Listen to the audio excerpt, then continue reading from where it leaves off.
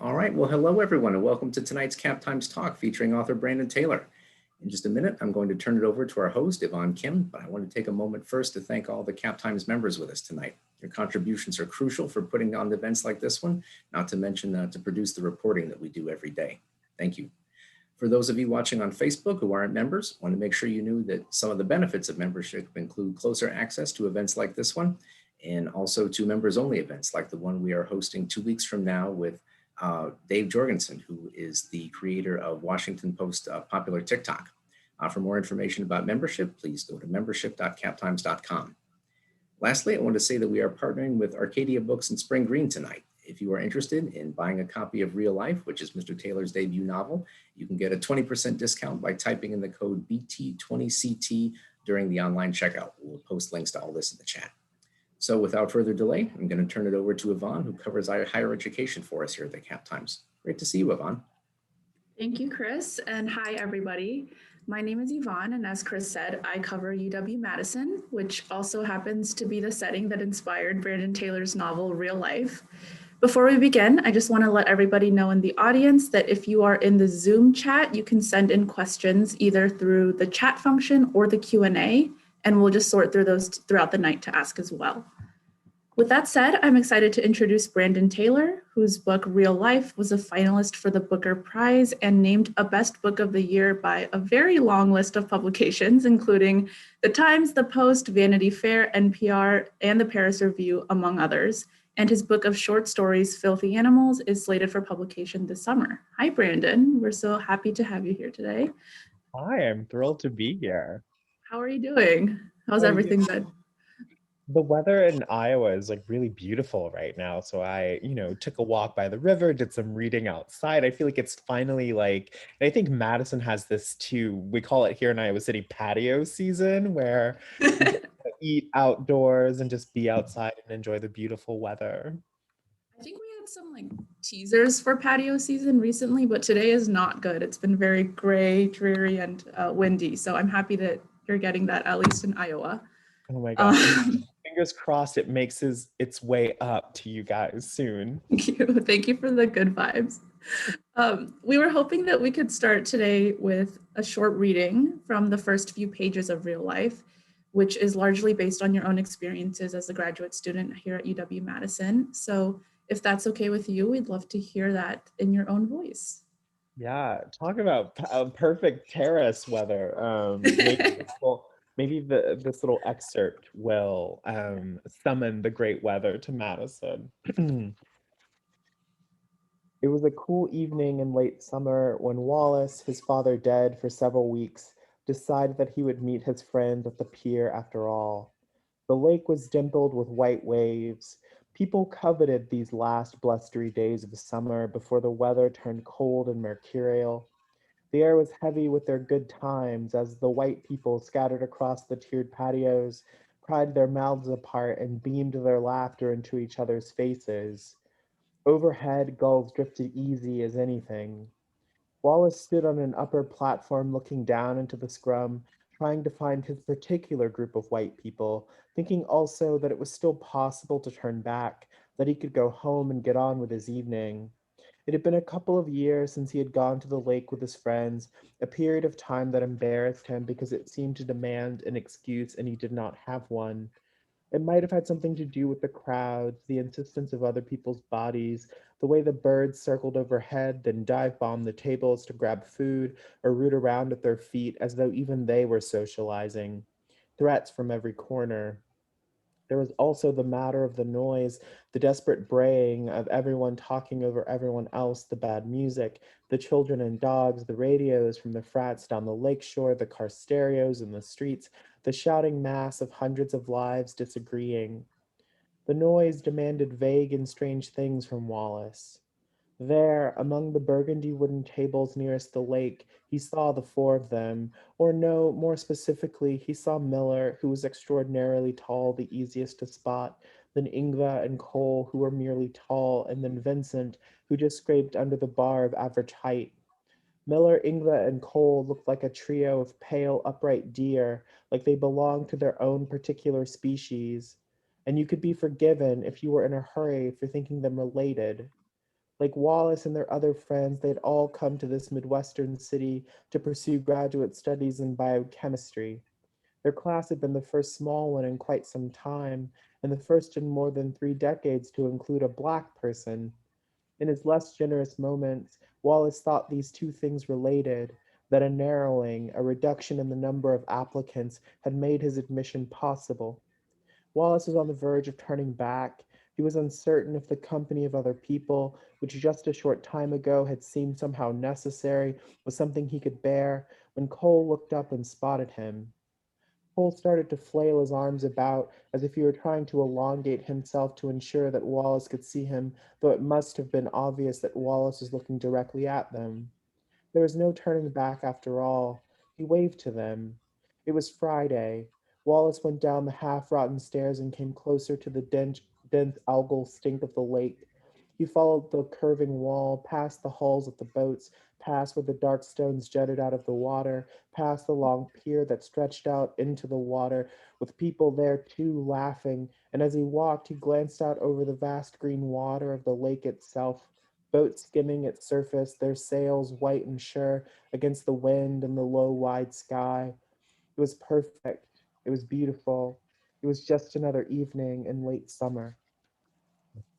Thank Yeah. you so much.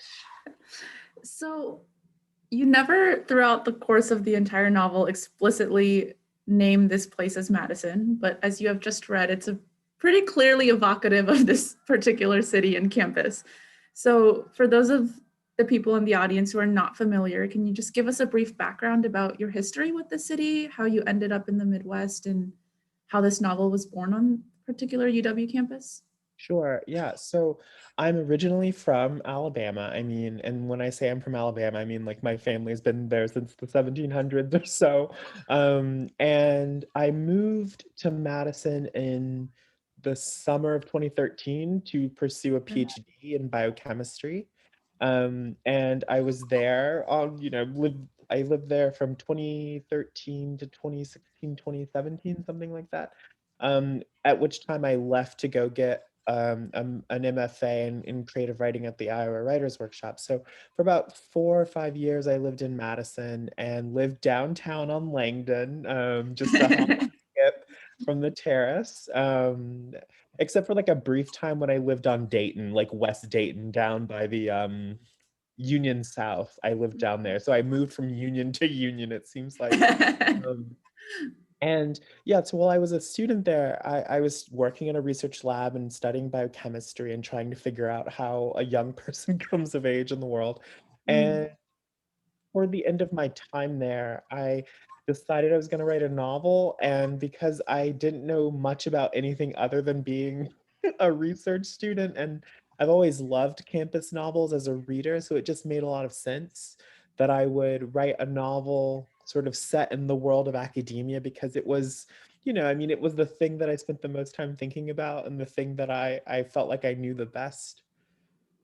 So did the I need to write a novel come first, or did the I have these experiences and I need to share them come first? I mean, certainly I think I'm writing a novel came first. Mm. And after I decided that I was writing a novel, I decided I was going to get very serious and very programmatic about it. And so I made a list of like reasons I'd failed to write a novel before. Yeah. And one of the reasons that I came up with was that every other time I tried to write a novel, I would like spend all this time like inventing all of these things that like didn't matter. I'd be like, and then he meets this guy at the coffee shop, and then the coffee shop was founded in 1906. Like I would sort of come up with I would waste all of this energy like trying to invent stuff that ultimately was inconsequential to the story.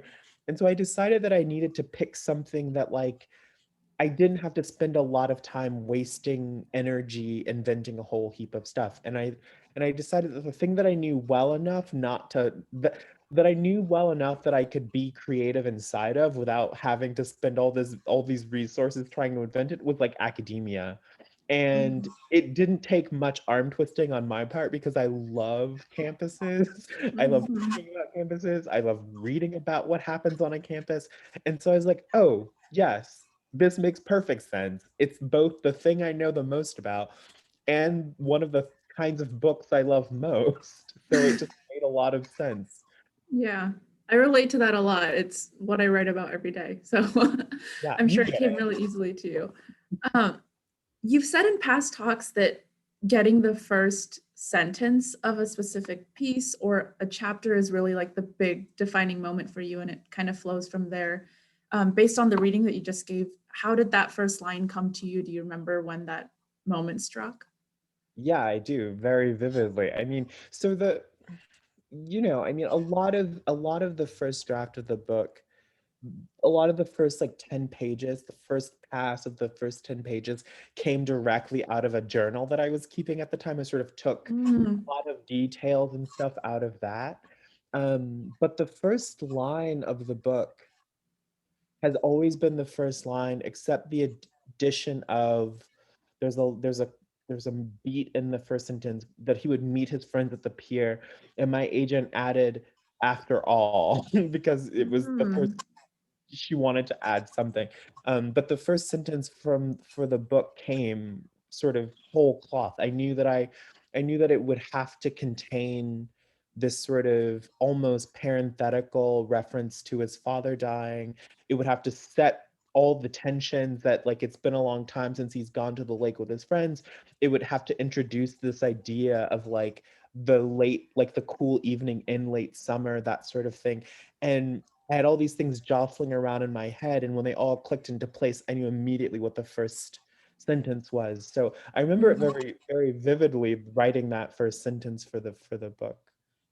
I love the after all edition because it's two words, but I feel like it really does the job of sealing the book in place. And I know that the first chapter and the last chapter kind of bookend everything that happens in between. So that's really good. Props props to your agent. Yeah, I'll tell her that you said that. She will love that. I mean, it was one of those changes, like she had some other ideas on how she wanted that first sentence to change. Mm, And I was like, no, I feel really confident about the bones of the sentence, like the elasticity of it. It feels really important to me that the rhythm of it be right. And so she was like, okay, so then how about this? And her sort of final, effort to compromise. change it was the adding the after all. And I was like, no, actually kind of I love that. That's a great addition. I'm gonna keep it.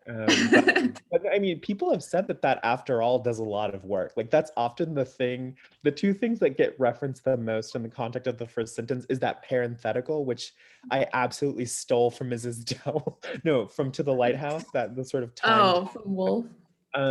Yeah, I stole that parenthetical technique from Virginia Woolf. So that's the thing that gets commented on, and the after all are the two things that get, the most attention. Um, I remember you saying last time we talked that you think of your experience of Madison as a very mediated one through the personal experiences that you had here. And I'm curious about the tension between, on one hand, those first few pages are really specific imagery of a beautiful and crisp summer in Madison that so many people here can recognize and relate to on a universal level, versus that mediated personal Madison that's so much filtered through your eyes and Wallace's individual experience. How do those two things coexist, both in your memory of the city, but also in how you write about it? Yeah, I mean, it's a tension that I always try to be alive to because there's the part of Madison that is just like so it's the part of Madison that you fall in love with the minute that you get there. Like I remember very clearly coming to Madison in October of 2012 on a preview weekend in October, and like the leaves had changed, and the minute I set foot in the city, I was like, "Oh, I love this place. This is everything I've ever wanted. This sort of idealized mid-sized city in the Midwest on three lakes or whatever." And so there's that part of Madison which is beautiful. The beautiful, the sort of not too big, not too smallness of it. The three used bookstores in the heart of downtown. That sort Yeah. of like the way that you can just be a person in the world in Madison. So it's like that part of Madison, which is fantastic. And then there's the part of Madison where I lived downtown for 3 years, or 3 or 4 years as a Black person, and didn't and saw like maybe one Black person a month, and there's just no way for those two things not to be in tension and Intention. in opposition. And, like living in the Midwest for the first time in my life, like leaving the South where there's one set of like racial operations, and then moving to the Midwest where everybody seems to be like, we're so accepting, but I got called the N-word every night going home from Lap on Langdon Street, by the Mhm. drunk frat boys who are outside of the KK, Yeah. and so like there was no way for all of those things not to be intention. So all the things that I loved about Madison and could acknowledge were like positives and things that I look back on with such love and fondness. Like, the perfect feeling of like walking down Langdon when all the trees are in bloom, like on a perfect April afternoon. Like there's no place I would rather be than at Memorial at Memorial Library and Library Mall, like looking up at the huge sky that you can see there, right? There's no place I would rather be. But at the same time, I was working 15, 16 hours a day in lab and not feeling appreciated or seen or validated as a human being. And so, yeah, I mean, whenever I try to write about Madison, I try not to just like let the negative overwhelm everything. Yeah. But at the same time, I try not to just be like, "Oh, wasn't it great though?" Like I try not to fall too heavily on one side. But yeah, I mean, I love Madison. It's like when I think about home, Madison isn't my hometown, but I feel like it's the place where I lived on my own terms as an adult for the first time. And I think you always feel a real fondness for a place like that. Yeah. You've been back a few times since leaving, and you said that you were here before the world was about to end last March. But do you think the times when you came back and you didn't have that loaded identity as a student anymore make you appreciate it or like experience it in a different way? Yeah, it was really weird. I mean, it was so weird because, like suddenly I'm like downtown and like there was a little bit of PTSD involved. There was a little bit of like, standing outside of the university bookstore, feeling my stomach clench up because I'm like, oh my God, I've got to get to lab. Oh, I've got to get to lab. Oh, I've got to. And then being like, no, no, no, I don't have to get to lab. But then being like, but why am I here? I don't have a reason to be here. Everyone I'm looking at has a reason and I don't have a reason. I'm just a tourist. All those tourists I used to get so annoyed by who were in my way when I was like hurtling down Bascom. Yeah. So I mean, I've been back a few times and it's been strange because I feel like a tether is missing, but Mhm. also I don't know, I kind of like being able to take my time with the city and appreciate it in a different way. Like I feel like I didn't go east of the capital until I until I had left. Yeah. I feel like I didn't go east of like I didn't understand the east side until I had already like departed from Madison. And so it's a weird feeling, but it's a feeling of like, oh, I get to know the city in a different way. And it's just I feel like it's a part of my ongoing relationship with Madison for sure. Yeah. I relate to the PTSD so much whenever I'm back on my college campus. I'm like, Yeah. it's a strange flurry of emotions. That's also like one of the best parts I think of like reading about colleges or writing about campuses is there's so much mixed and personal experiences involved for everybody. Um, and I mean, I don't know if this was just me, but I think when I was reading real life, it definitely felt like heavier on the negatives or on the difficulties than the beauty and the positives. But while Wallace is based largely on your experience, you also have said before that he's kind of how you imagine the worst case scenario to be, or like how things would have turned out in the worst possible way. So, would you be able to elaborate on that a little bit? And do you think you were able to use that to question different potential futures or play around with things that might not be so true to literal lived experience that you had? Yeah, absolutely. I mean, for me, fiction, I think of fiction as like a virtual space to like run simulations, Mhm. basically. And so it was a lot of fun to go back to certain moments that had happened in my actual life and to let them play out differently or to sort of work them over with like a different train of thought. And sometimes it was like opportunities to try to get inside of the head of the kinds of people who would say kind of awful things to me, like in the moment you're just kind of like, you're an awful person. But in fiction, it lets me go back and sort of walk around to the other side of the table and inhabit that mindset and imagine like, okay, but like what kind of person would say that in a moment like this, in a moment of charged interaction? You know, like there's a moment in the book where Wallace has like a charged, fraught interaction with one of his lab mates, Dana, and she ends up using some really heated language with him. And, you know, something like that did happen to me. And in the moment when it happened, I was like, I cannot believe that this is happening. I Yeah. am leaving. Goodbye. That's But what Wallace does. you know, yeah, I mean, Wallace does leave, but you know, in the process of writing that, I was like, oh, but then I thought, okay, I have to like get inside of this moment and like offer this character at least the benefit of her own convictions, though they are convictions that I do not agree with.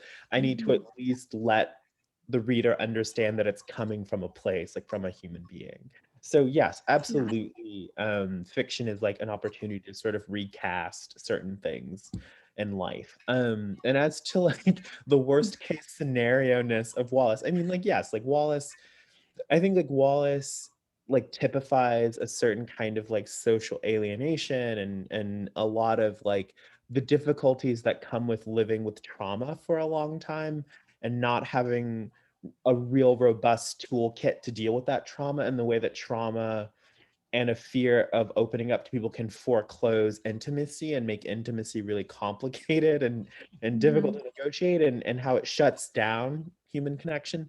And so to me, like Wallace typifies a lot of the things that I struggled with as like a younger adult. I guess I'm not like 40. I'm like a young, I'm a young adult still, but not as Yeah. young as Wallace. And you know, like Wallace typifies a lot of that. And so I wanted to ask, like what if you had not had therapy, Brandon? Like what if you hadn't Oh, found a group of people to like affirm you and love you and help you work through a lot of the trauma and baggage from your own life? Like what does it look like for a person to confront the realities of a elite graduate education and also the racism endemic to like progressive white spaces? Like what happens if you have to face all of that and you also don't have the benefit of like real friends? Like what if you have to do it alone, also as a traumatized person who's barely escaped poverty, you know? And so in those ways, I just wanted to sort of explore the impact of, I guess, like the way that trauma can warp a life. yeah. I I totally get the writing fiction as an active empathy type of process, but I think the Dana scene is like the one that would make me or most readers the most angry or like not really have a path to work around. So I mean, I'm pretty impressed that you're applying that to that specific example. Like that I was the mean, one where I was like, I can't. That's just she's a bad person. yeah, I mean, that character took a lot of work. That character took so much work. And I'll give you a little insider tea about that scene. I was writing that scene in lab in the Yeah. middle of the day because for reasons. And the person who had inspired a lot of the animus that it forms the core of Dana's character Yeah. leans over my shoulder as I'm typing this and reads the scene as I'm writing it. And the person says, I know who that is. I know who that character is based on. And I slowly turn around in my Oh chair my God. and I'm like, yeah, who is it? Who do you think it is? And they're like, it's this. And they named another person in lab who like was not and I'm like, yeah, you got it. And then they were like, I just think that, you know, she can't use that word because that's not forgivable. And I'm like, uh-huh. Are we gonna do some introspection now? Are we gonna and then the person was like, I know who inspired that best friend character in that scene. And I'm like, who? And they were like, me. And I said, yup, you got it. That's incredible. I mean, it's one of those moments where I was like writing one of the most intense Oh my scenes in the God. book. All I could do was laugh because this person who had been interrupting my graduate education for years, interrupted this book about essentially being interrupted. And decides it was comedy. It was high comedy. That's amazing. Oh my God. Uh, So after all of these interactions take place in the novel, or like weaving through it, is Wallace's interior dilemma of like, should I leave graduate school or should I, find something else to do?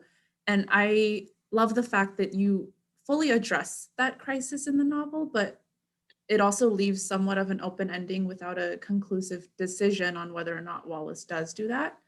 And of course, we know that you did end up doing that. So, how did you work through that process in terms of whether you wanted to let Wallace make that choice before the book ended? Yeah, I mean, it was this is a perfect example of fiction being like an opportunity to sort of replay things in my head. I mean, I started the book having made my choice essentially to leave graduate school, well, to leave science school for writing school. And it was a really difficult choice. It was really, really hard. And so when I started the novel, I think I started the novel 4 days after making that choice. So like I clearly had not really processed it. And deciding that like I was going to let the novel be about Wallace in some ways, like working through this question. I mean, I didn't want to tether Wallace to my choice. Like I didn't want Um, Wallace's choice to be tied to my decision to leave. And so I thought Wallace, like Wallace and I have a lot of things in common, but like Wallace is his own character, and like I can't bend this story just to suit my own needs. And so I had no idea what he was gonna decide to do. I mean, I thought he should have left because it was clearly not a healthy workplace environment, but you weren't going to tell him to leave. no, I wasn't gonna tell him to leave. And because I mean, for someone like Wallace, like if he leaves graduate school, he has no backup plan. He has no family money. He has no one to help him. If he leaves graduate school, there goes his stipend. Where's he gonna get a job? Like he everything in his life has been bet on this one opportunity. And so like he can't just leave. Like it's not like an easy choice of like you're dehumanized, so you should leave, because if he makes that choice, he's gonna be homeless, you know. So Yeah. I felt like my job was to lay out full sort of the full set of conditions that were in play for him, and to just like work it through as I was writing the novel. And whatever he decided. And I think where the novel ends is not, it's not whether he stays or whether he goes, but it's my goal in the book was for it to end in a place where Wallace felt like he could ask for more from life, and he could say, I want more agency than I have, and I'm going to like make a choice that is predicated on that. And so ultimately, to me, his choice was ultimately not the great output of the novel. To me, like his increased sense of his own agency was like, for me, the real sort of end point for the book. But yeah, I mean, will he stay? Will he go? I mean, it's I will say that like having made that choice myself, it's a tough, I mean, it is an excruciating decision to make. Like How far it's from the end of degree were you? I mean, I had maybe like another 2 or 3 years Okay. of grad work to do. I had already done my preliminary exams. I was heading into my thesis project was just starting to sort of shape up. And so I had another couple years of like intense experimentation and data collection and then writing to do. So that's the bad thing about science PhDs. They are terrifyingly open-ended. Yeah. Well, so you quit the program and then did you go straight to Iowa or was there a bit of a pause there? No, I got into Iowa, and I then had to make the choice of like going to Iowa or staying and finishing my PhD. And yeah, and so I had to make a choice. So I literally just like my last day was August 1st, 2017, and then I started Iowa August something 2017. Yeah. Wow. So a lot of this book is about the issues or the challenges that you had facing academia. And in the sense, you kind of just hopped right over to another microcosm of Mm. similar, albeit very different types of academia problems. And, it's not like your identity changed, you still went to Iowa, you're still Black and you're still gay. How did your first experience at Madison influence the way that you engaged with or encountered academia now as a writer in Iowa? Yeah, so it's strange. Like it's better. So like leaving Madison and coming to Iowa City for grad school here, the writing program, I feel like I got a better education in Madison for Mhm. sure.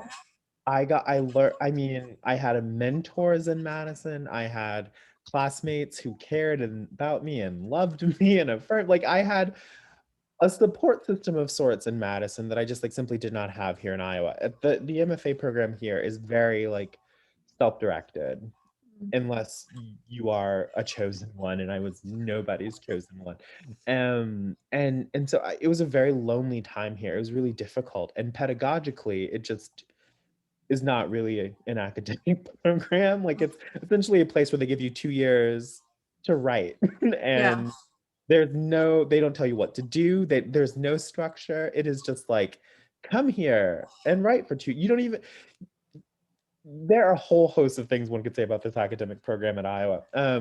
So like they're different in that like my PhD program in Madison was an academic program, and I learned a lot, and I learned a lot about how to be a scholar and how to do research and how to organize like there's so much I learned at that PhD program, but the climate was just like impossible. Like it was just an impossible climate. And then coming here, they just leave me alone here. So I can just like sit in my apartment and write all day, and it's Yeah. fine, like it's fine. And so it was worse in terms of my education, but it was better in terms of the climate, I would say. But and maybe I was just like better at grad school here because I'd already done grad school. Like Yeah, I'd already, exactly. and so I came in knowing like, okay, I know who I am as a scholar and as a graduate student. I know about grad school. I don't need anybody to tell me what to do. I got it. It's fine. I know I know not to expect to get paid on September, that pay comes in October, and so I know Yeah. how to teach. And so I had already done it before. And so I didn't need my hand held because I'd already been turned into a scholar and academic, basically.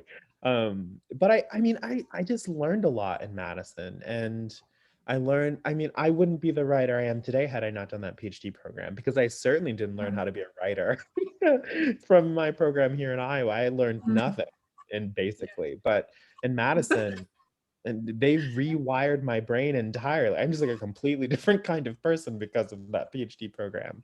Yeah, for better or for worse. Yeah, take the good and the bad, I guess.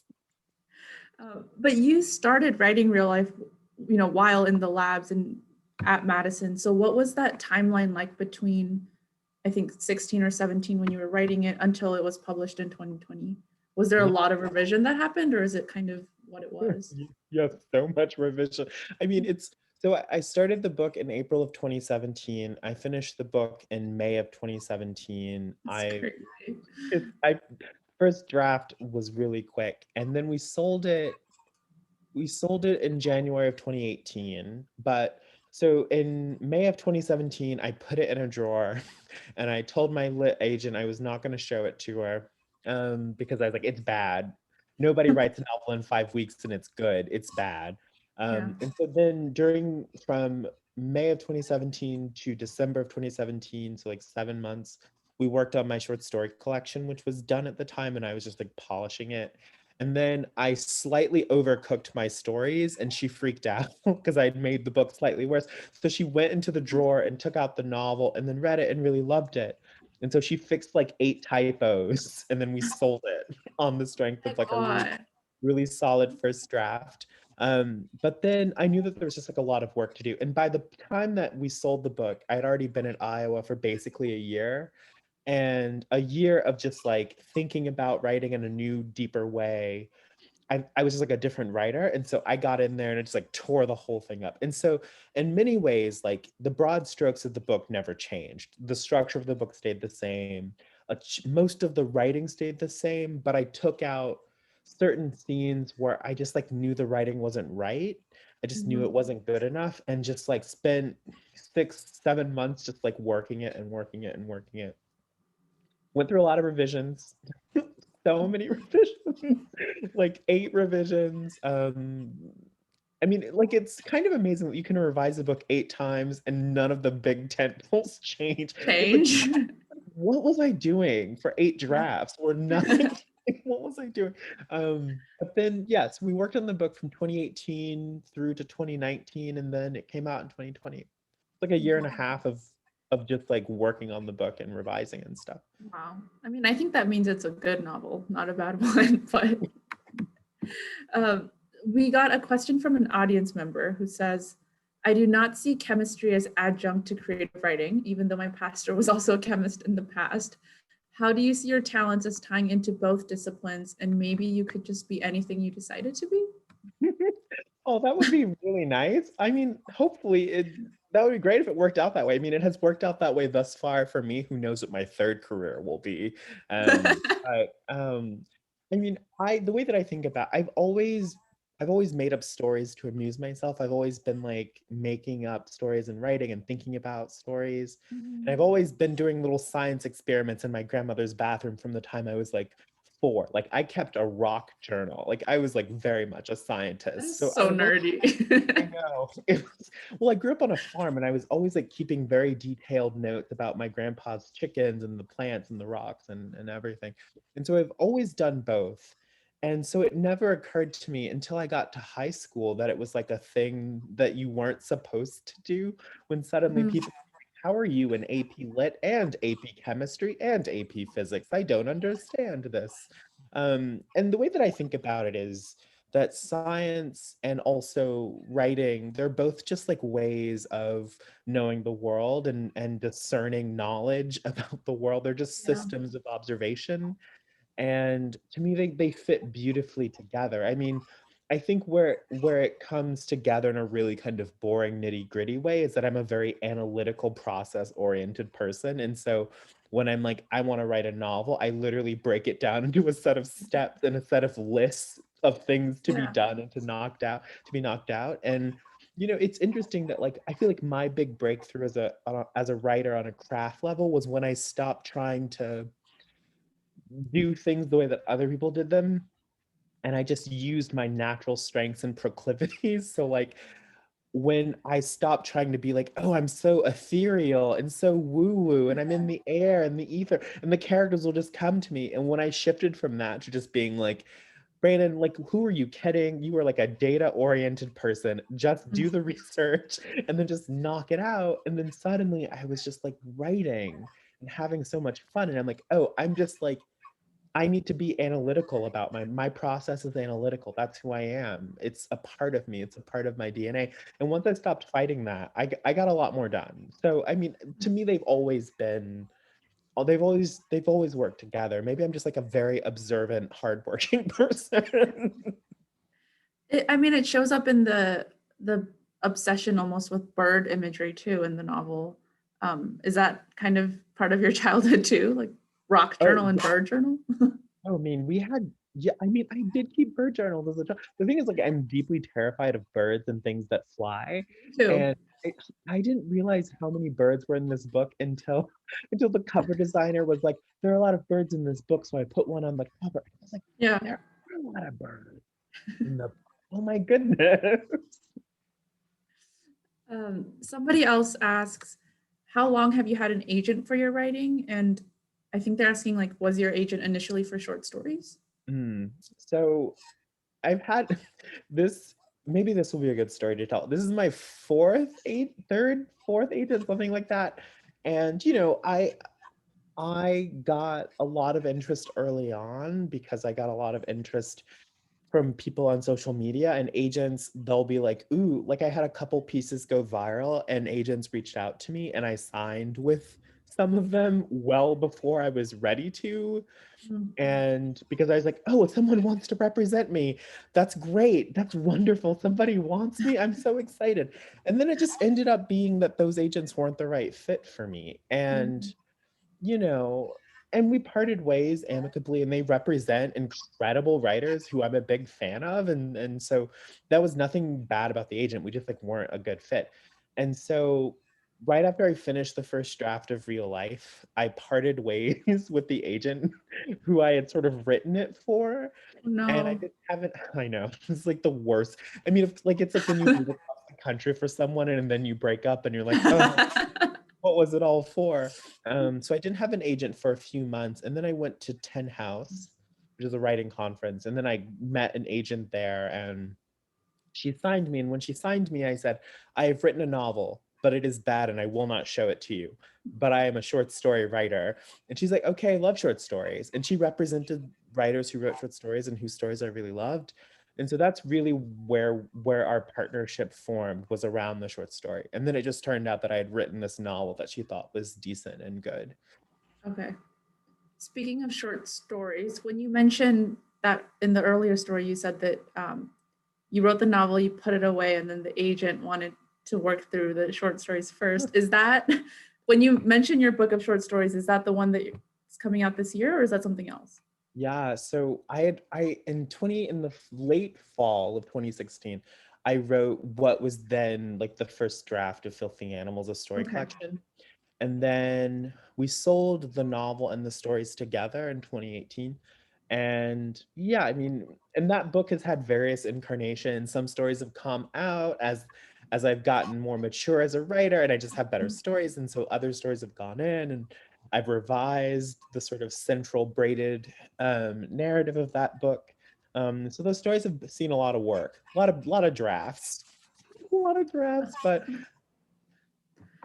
Someone says, I'd love to hear Brandon talk about his process of writing Filthy Animals. So take that as the you will. Oh, the stories. I mean, so the process was really, the process was, so the title story came because I one of my best friends was my roommate when I lived in Madison, and we were joking about the kinds of stories that we find really boring. And I was like, you know what kind of story I hate? I hate those warm soda stories. And he was like, what are you talking about? And I was like, you know, stories where like characters are somewhere and they're like sipping warm soda or something out of a styrofoam cup. And he's like, I guess. And I was like, I'm gonna write one. I'm gonna write one. And he's like, you know what you should call it? You should call it Filthy Animals, like that Home Alone quote. And I was like, I'm gonna do it. I'm gonna write a story called Filthy Animals with people drinking lukewarm liquids out of cups. And so like the stories sort of came together through that fall. I wrote the so Filthy Animals is a linked story collection, and there are 5 or 6 maybe so stories that are connected. They follow like a trio of characters, and I wrote all of those stories like in a week, like one of those very snowy weeks in Madison when you can't go outside because the Yeah. snowdrifts are like 10 feet high. I mean, I mean, the stories have taken a long time. I mean, I feel like I've worked on this book for like 30 years. So the stories have taken a long time, a lot of different drafts. But it's been a real sort of pleasurable process. Like the stories growing, I feel like as I grow as a writer, that's been really fun to see happen. Yeah.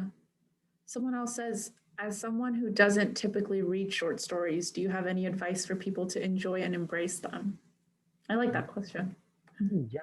Well, I mean, I think you just got to figure out like what kind of short story y- is your natural vibe. Like there are some, like if you're into sort of like short stories that feel like novels, then I recommend some short stories by Alice Munro. Like she has a great story called Axis. She has a great story called The Bear Came Over the Mountain, Free Radicals, Deep Holes, Corey. You know, her stories feel more sort of novelistic. They take a little bit longer. I know some people don't like short stories because they end too abruptly and you don't get to hang out with the characters, but Alice Munro and like one story will take you like across an entire lifetime, sometimes across a paragraph. It's kind of amazing.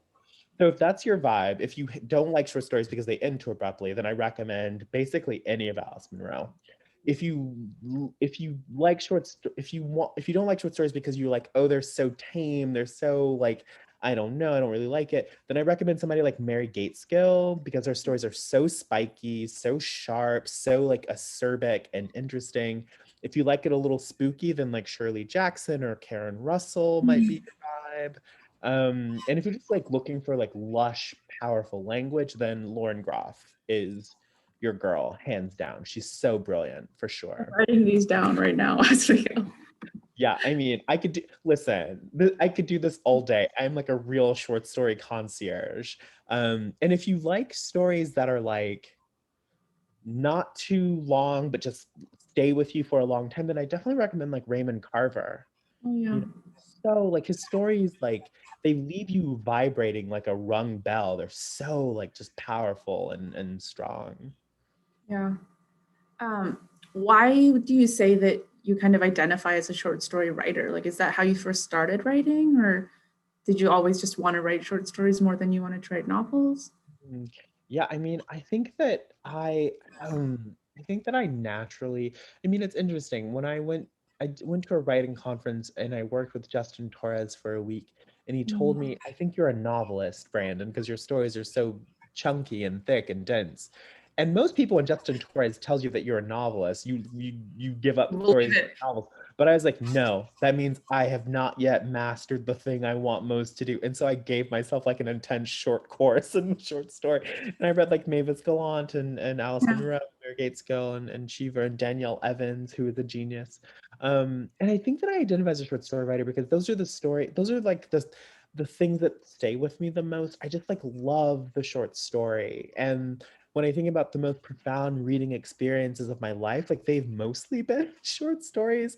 And I just feel like that's my natural form. I feel like that's where I have something to say. That's the form I get most excited by. And whenever I sit down to write, I almost am always writing a short story. But the Yeah. caveat is that like I don't just like write standalone stories. I can only write stories in these constellations, these like linked stories. And so when characters come to me, they always come with a group of friends who I also want to know all about. So I'm always writing about groups of friends and groups of characters, and it's all linked somehow in my imagination. I guess that's novelistic in a way, is that they're Yeah, all in the same universe. They're yeah. chapters in a I'm sense. trying to have my cake and eat it too. There was this like one Easter egg in Filthy Animals where if you paid really close attention to real life, you would notice something in Filthy Animals, but Oh my God. I Now won't I'm give stressed out about finding it. I mean, I mean, what I think of as like my first four books. So like after 50 Animals, I have two more novels coming out, one set in Iowa City and one set in Madison. I think of them as like these four sort of linked super structures. They're all sort of connected in all these secret little ways that will probably be amusing to me and literally nobody else. Okay, I'm only saying this because I know from Twitter that you're a fan, but that's very Taylor Swift of you to be doing and Oh, building all of these separate universes of characters and pretending they're short stories when they're actually all connected. it's very Taylor Swift, and I feel no shame about that. I love that. I will wear that badge with great honor and pride. It's a compliment for sure. Um, but I know that real life, it came to you so fast and so viscerally because it was embedded in personal experience and was autobiographical. Would you say that your short stories include a lot of your own lived experience as well, or do you try to not do that so much? Yeah, I feel like in some ways that Filthy Animals is a more I mean it's strange. Like I feel like real life is like obviously very an autobiographical book, but I Mhm. feel like Filthy Animals is somehow a more personal book. I feel like the themes feel more deeply like important to me on a personal level, and there are things in Filthy Animals that come, I think, more directly, literally like ripped from the viscera of my life and moved into fiction. And I feel like, yeah, I mean, in short stories, I'm often thinking over things that are more deeply related. Like I'm always like thinking over things that are related to my life and like going over Yeah. situations. But it always feels somehow like when I try to put it into a novel, it just gets diluted by the whole, I mean, because like in a novel, you've got like you got a lot of characters to take care of Yeah. in a novel. So like everybody gets like a little piece, but in a short story, it feels like I'm focusing it somehow.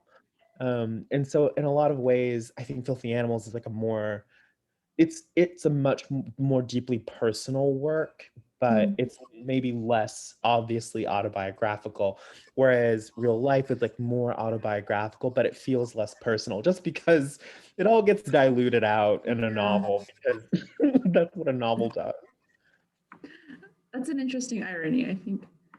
Um, Another audience question. Do you panic about what to examine through your writing, or does life just present interesting ideas to you that you choose from? Yeah, I mean, so yeah, that's a great question. After I finished Real Life, I didn't write for like 9 months. Mm. So, because I had used up everything in my life. I had used up my whole life basically to Yeah. write a, and Did you panic? I did.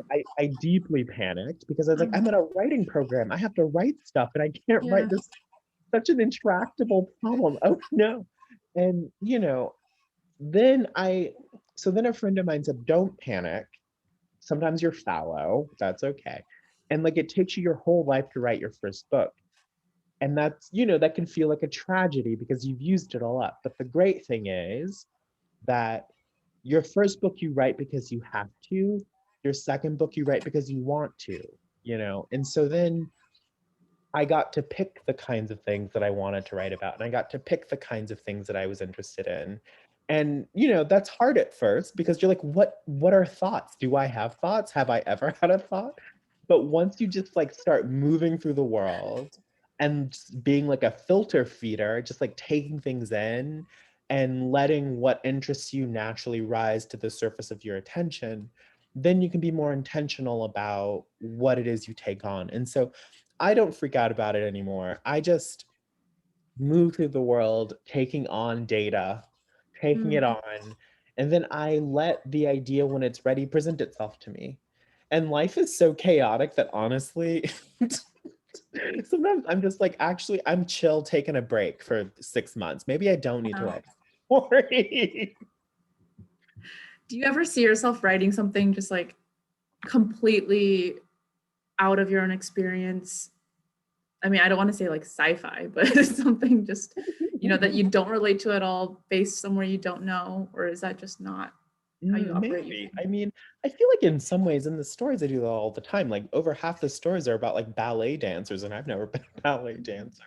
Um, and so I mean that's one of the reasons I love stories. I mean, my third book is set in Iowa City, which is a place I have lived, but most of those stories are about people who are nothing like me, who come Mm. from different parts of the world and the country and things like Yeah. that. My fourth book, which we sold to Riverhead and will come out sometime deep in the future, is set in an art museum, and a fictionalized contemporary art museum in Madison, Wisconsin. And it features this big cast of characters. And I'm really excited about that because Yeah. I know nothing about art. And so I've gotten to do all this research, and and there's like a slight historical element to it. So I'm getting to research Madison in the 80s and the 90s, and I'm learning all of this stuff. And so, yeah, I mean, I, I think I'm already writing about things that are like very much out of my experience. And as a trained researcher, it's like a field day for me. I love it. I love writing about people who are nothing like me. It's a Yeah. lot of, it's so much fun. But I think one thing that I am interested in is just like community and communities of characters and people and groups of friends and colleagues and coworkers. And I'm interested in like capturing some of the tensions that naturally come to a head in a diverse, interesting group. And so one thing that I don't Yeah. think I'll ever do is write a book that doesn't have some element of like a Black queer lens on it, because that is my lens, and I don't think it's necessarily more interesting to discard that lens. And so even if I am writing about, like in one of the stories in Filthy Animals is about like white lesbians in Baraboo, Wisconsin. So In it's not, Baraboo? Yeah, I really wanted to write about Baraboo. I really love Baraboo. It's an underrated part of Wisconsin. So that is like I'm like a black gay man from Alabama. What do I know about white lesbians and Baraboo? Right. But it's always fun to take on different walks of life and different kinds of characters for sure. It's why we write fiction. I agree. Um, Especially over the past year or so, you've become a very online writer, and you tweet very frequently about what you're reading or appreciating at the moment. You're really like in the thick of things in that sphere and in the discourse. So, what do you think it has been like to become so visible online while continuing to do your work? I mean, recently on Filthy Animals, but anything that you've been working on post real life? Yeah, I mean, it's been very strange. I feel like I was always like very visible, like very online. It's a sickness. Um, what has really changed is that my work has become so originally I was like known for tweeting about TV and Jane Austen and like having a great time Yeah. online. And then the Booker Prize happened, and like that is a phenomenal platform. And so suddenly I was just like a silly little online boy, and now I'm like a finalist for one of the most prestigious awards in all of English literature, you Yeah. know? And so suddenly my work is as visible as all my silly little tweets. And so it has been a challenge to negotiate that because sometimes I'll tweet like, oh, isn't this funny? And it'll end up in an article, Booker Prize finalist thinks this dumb thing is so fun, And so it's very strange, the kind of like layering of my identity Yeah. stuff. But it's not a problem. Like people know who I am. Like that is not that's not like in the grand scheme of the world's problems, it's not a big issue. But it has been a thing for me to negotiate personally and in my career. And it's something that I'm still working on. And Yeah. as a matter of fact, I'm going to be taking a step back from the internet like Oh at the end of this no. month, just to like honestly, I have 2 books to turn in this year, so I gotta get working, and Yeah. Twitter is just too distracting at the moment. So I'm gonna be taking a step back from one of those very visible hats to focus on writing books that are as good as I can possibly make them. Yeah. Another question, maybe our last one. We have a few minutes left. Have you written about Alabama or your earlier life?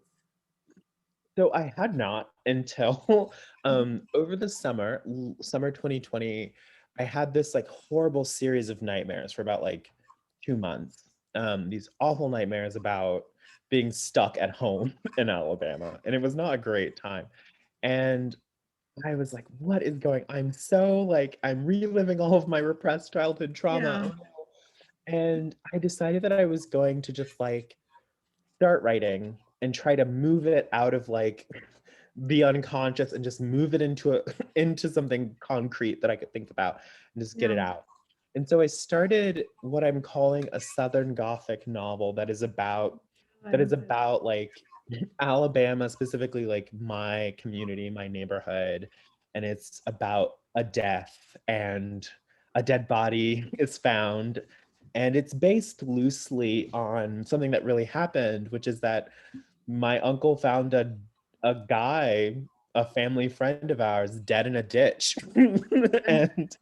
And so the novel is about that. And so I'm writing a Southern Gothic novel. And I'm, like a quarter of the way through or something like that. But it's on the back burner until I can get something else get something else finished first. But so the Southern Gothic novel is the thing that, it's the most directly I've written about Alabama, maybe since like the middle section of real life and maybe a couple bits of the stories in Filthy Animals. Yeah. So that's not one of the two that you're working on this year. Mhm. That's something long-term. Yeah, the next two are already sold. That this one is like Okay. way down. I'm sure I'll have gray hair by the time it's even Oh my ready God. to be published or sold. Yeah. Well, it's been a full hour already. I guess before I let you go, and you've kind of touched on this already, but what's in it for you in the next couple of months, except writing out the end of the pandemic? What are the main things that you're excited to be working on, or things that you have on your mind? Yeah, so I mean, the thing I'm most excited about is Filthy Animals, Book of Stories. It comes out in June. As I've said at various points in this talk, like it's been a long time coming, and Mhm. like it's the book, it just, I feel like I've staked some deep precious part of myself on these stories, and I'm so nervous to share them with everyone, but I'm also so excited because I love Yeah. the story. It's my favorite thing. And so that's coming out very soon. Oh my God, like 3 months Yeah. basically. Where does the time go? So that's the thing I'm most excited about. That's what's coming up. And hopefully just getting some time to make some progress on my next two big projects. Yeah. Well, congratulations. You're almost there. You're so close to the finish line. I'm so close. Yeah, I mean, it's so funny. You finish promoting one book and then you hop right back on the publicity treadmill for the. But I mean, there are literally worse problems in the world to have than your dream coming true. Like there's. Yeah, absolutely. Yeah, it's been a blast. Yeah. Well, thank you so much, everybody, for coming. If this conversation has not convinced you yet, I would say you should definitely get a copy of Real Life, and you can use the code for a discount as well. And I hope everybody has a great rest of their evening. Thank you so much, Brandon. Yeah, thanks for having me, and thanks everybody for coming and for your great questions. It's been so much fun.